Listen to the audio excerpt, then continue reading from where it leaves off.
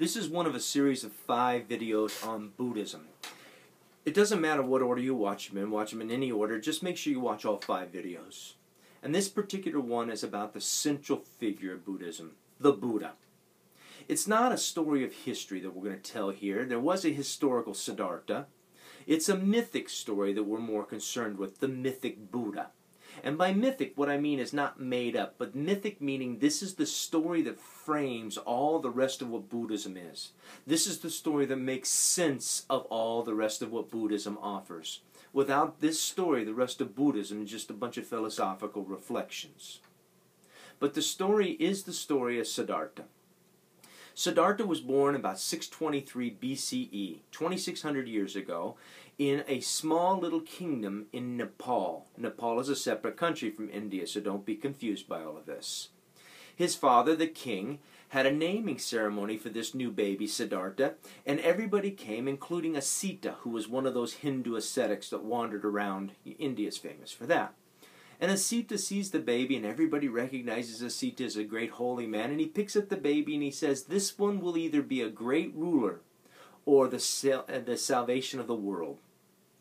Well, now, Dad was a little taken aback by that. He didn't want his son to grow up to be some religious fanatic like Asita, so he did what he could to make sure he'd become a great king.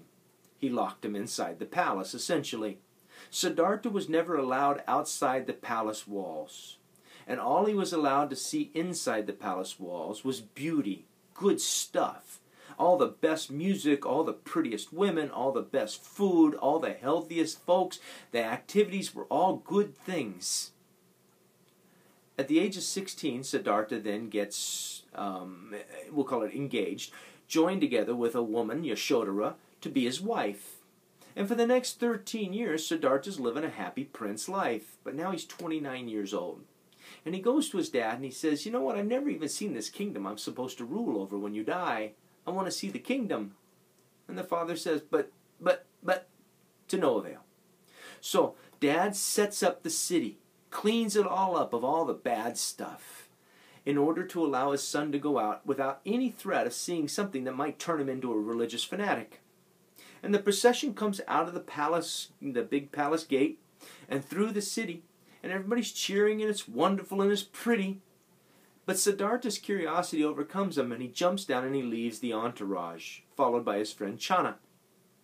And as he's out there, he runs across somebody who's twisted with illness. And he says to Channa, what is this? And Channa says, this is illness. And Siddhartha says, I've never seen this. And Channa says, but it happens to everybody. And they go a little further, and they come to the edge of the river where people are preparing a cremation of a dead body. And Siddhartha says, why is this body not moving? And Channa says, he's dead. And Siddhartha says, what is dead? And Channa says, death is what happens at the end of all of our lives. And Siddhartha says, to everyone? And Channa says, yes. And Siddhartha sees the grief of the family that's gathered around. A little further on, Siddhartha runs across an ascetic, an old holy man. And Siddhartha begins to get the idea. So he goes back to his palace and he says to his father, I'm leaving. And his father says, don't you know that your baby's been born this very night? And Siddhartha says, I have to leave even that because there's something bigger at stake. I have to find a way to end this suffering. So Siddhartha leaves the palace, renounces his princedom, never goes back to that again. And he goes out and he tries the ascetic's lifestyle.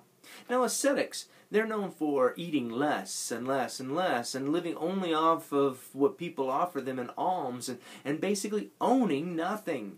So Siddhartha wanders with 5 friends as a group of ascetics, the 6 of them, for about 6 years. And as he goes, Siddhartha trains his body to eat less and less and less until he's down to a place where he's eating a grain of rice or a small nut or a leaf every day. And of course, by now, he's become emaciated. There's a famous statue that shows him this way. And as he's walking next to the river one day, he passes out and falls into the river. His strength was gone. Fortunately, along came a milkmaid at that very moment. She pulls him out of the water, and she offers him some milk and rice, and he begins the path to nursing himself back to health. Well, he had learned that all of the pleasures of the palace had no answers.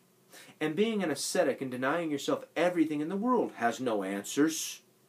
And so he began what he called the middle way. And in this, he decided the only way to do this was to seek things through meditation.